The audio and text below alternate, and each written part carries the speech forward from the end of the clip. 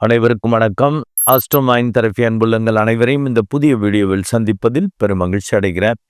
ஆஸ்ட்ரோமைண்ட் therapy சார்பாக மாத அறிவுறுத்தல்கள்ங்கிற video ஒவ்வொரு மாதமும் 12 ராசிகளுக்கும் போட்டு வரேன். அந்த வகையில் ஜனவரி 20 முதல் பிப்ரவரி 20, 2026 கும்ப லக்னம் அண்டு கும்பராசி அன்புள்ளங்களுக்கு என்ன மாதிரி பலன்கள் ஏற்பட போது, அவர்களுக்கான அறிவுறுத்தல் என்ன அப்படிங்கிறத இந்த வீடியோவில் பார்க்க போகிறோம். கும்ப லக்னம் அண்டு கும்பராசி அன்புள்ளங்களுக்கான அறிவுறுத்தல் என்பது நிதியால் நிம்மதி அண்டு சந்தோஷம் வராது என உணரும் மாதம். மீண்டும் உங்களுக்கான அந்த தலைப்பை அறிவுறுத்தலை கொடுக்குறேன். நிதியால் நிம்மதி அண்டு சந்தோஷம் வராது என உணரும் மாதம்.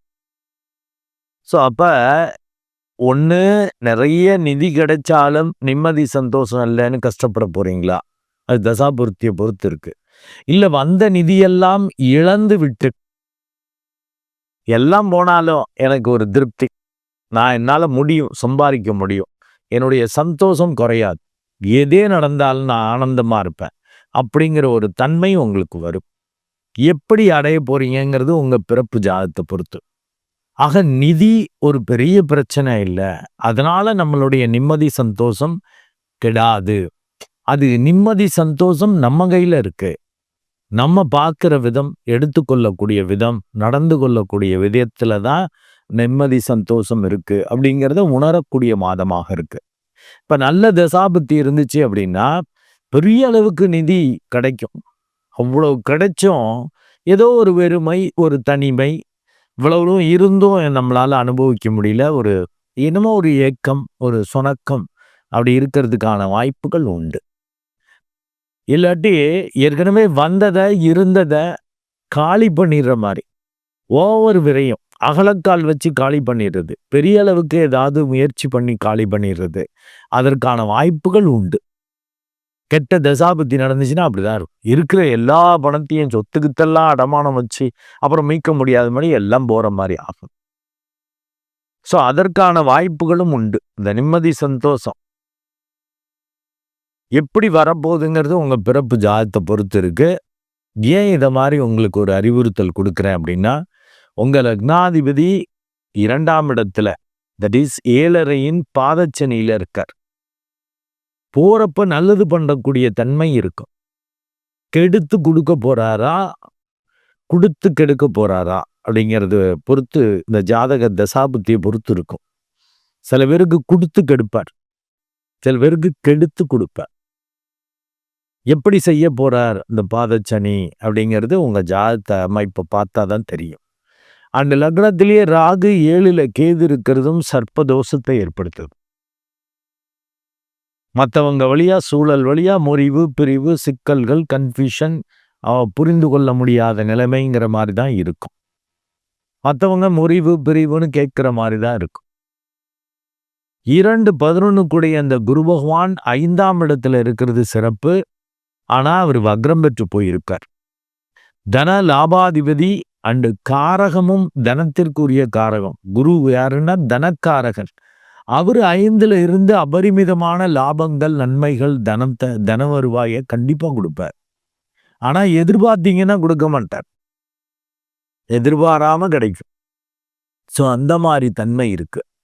இந்த மாதம் உங்களுக்கு 12ஆம் பாவகம் தான் வலுக்குது. 5 கோள்கள் இருக்கு. உங்களுக்கு பாதகத்தை as well as பூர்வ பாக்கியாதிபதியா பண்ண வரக்கூடியவர், பூர்வ பாக்கியம் as well as பாதகத்தை பண்ணக்கூடிய அந்த சுக்கிரனும் 12ஆம் இடத்துல இருக்கிறது. அண்ட் 5-8 கூடையவன், அதிர்ஷ்டத்துக்குரியவன், பூர்வ புண்ணியாதிபதி, பங்குதாரர்களுக்குரியவன், அவனும் அந்த 12ஆம் இடத்துல இருக்கிறது. நல்ல மெடிடேட் பண்ணிட்டீங்கன்னா தப்பிச்சுக்குவீங்க. இல்லாட்டி பாதகமாக வரும், பிரச்சனையாக வரும்.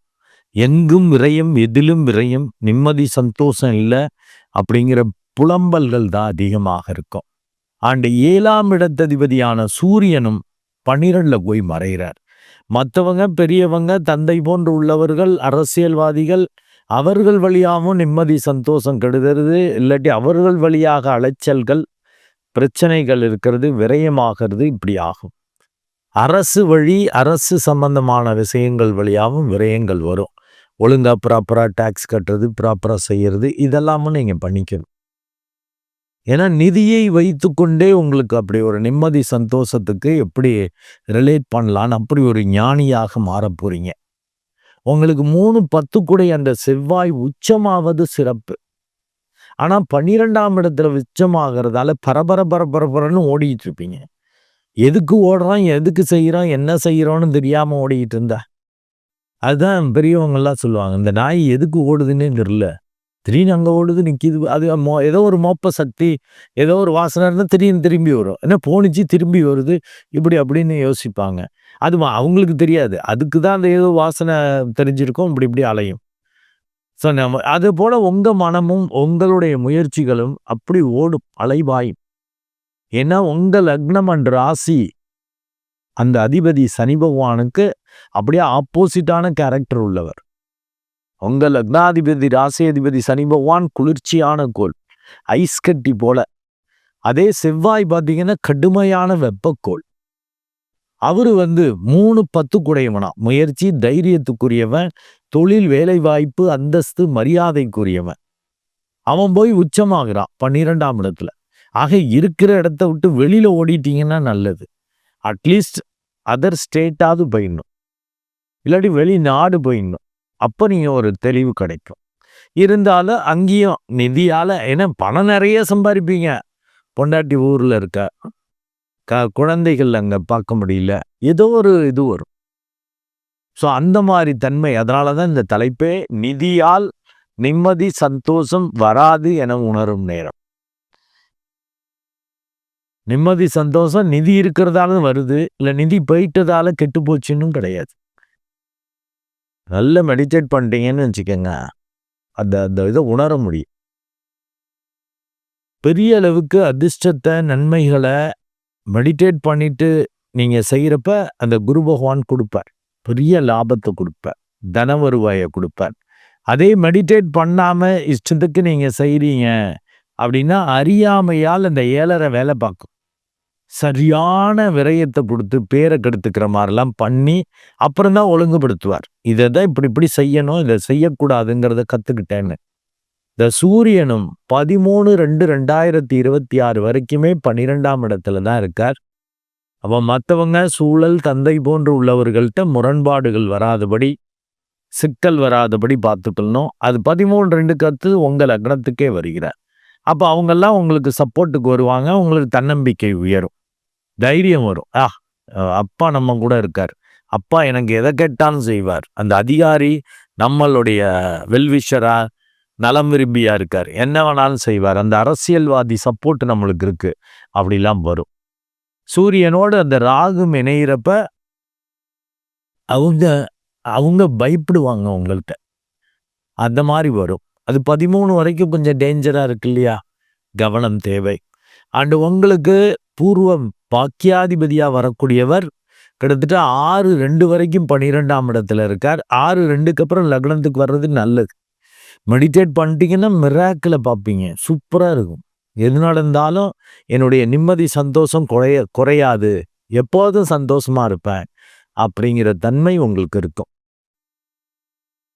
அவர் அஸ்தங்கதம் நிவர்த்தி 17/2 அப்பதான் ஆகிறார். அப்ப பெரியவங்க மூத்தவங்களை அனுசரிச்சு தான் நீங்க உங்க சந்தோஷம் இருக்கும். அண்ட் புதன் 5-8 கூடையவன் 4/2/2026 வரைக்கும் 12ல இருக்கார். 4/2க்கு அப்புறம் லக்னத்துக்கு வரார். 12ல இருந்து 1ஆம் பாவம். அது நல்லது.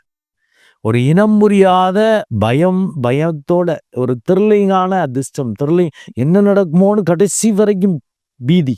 ஒரு பால் தான் இருக்கும், 4 ரன் எடுக்கணும், 5 ரன் எடுக்கணும் அப்படின்னு வந்துச்சுன்னா எப்படி த்ரில் ஆகும் அந்த கிரிக்கெட் மேட்ச்.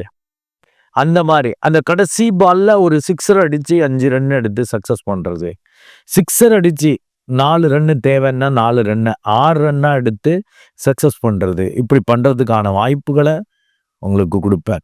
நல்ல மெடிடேட் பண்ணிட்டீங்கன்னா தான் அந்த தன்மை இருக்கும்.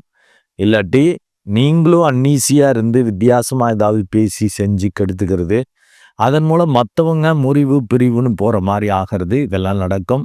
குழந்தைகள் வழியாகவும் எதிர்பாராத சிக்கல்களை, பிரச்சனைகளை சந்திக்கிறது, விரயங்களை சந்திக்கிறது. குழந்தைகளும் ஏதாவது அவங்க படிப்புக்கு ஏதாவது பணம் கட்டினதை ஒழுங்கா படிக்காம போயிடுவாங்க. இல்ல அவங்களுக்கு தொழிலுக்கு, பிஸ்னஸ்க்கு, வேலைக்கு ஏதாவது பணம் குடுத்தீங்கன்னா, அதுல பிரச்சனை வர்றது, இப்படிலாம் வர்றதுக்கான வாய்ப்புகள் உண்டு. நிதியை கையாளுவதில் ஒரு விழிப்புணர்வு தேவை. மெடிடேட் பண்ணிக்கணும். ஆனா நீங்க நல்லா உணருவீங்க. நிதியால என் நிம்மதி, சந்தோஷம் கெடாது. நிதியால தான் வர்றதோ, நிதியால தான் போயிடுறதோ இருக்காது அப்படிங்கிறத உணர முடியும். நன்றி அன்புள்ளங்களே. மீண்டும் ஒரு நல்ல வீடியோல உங்கள சந்திக்கிறேன். அதுவரை உங்களிடமிருந்து வணக்கம் கூறி விடைபெறுவது உங்கள் அன்பு டாக்டர் அருட்குழந்தை ஆர். கணேசன். நன்றி, வணக்கம்.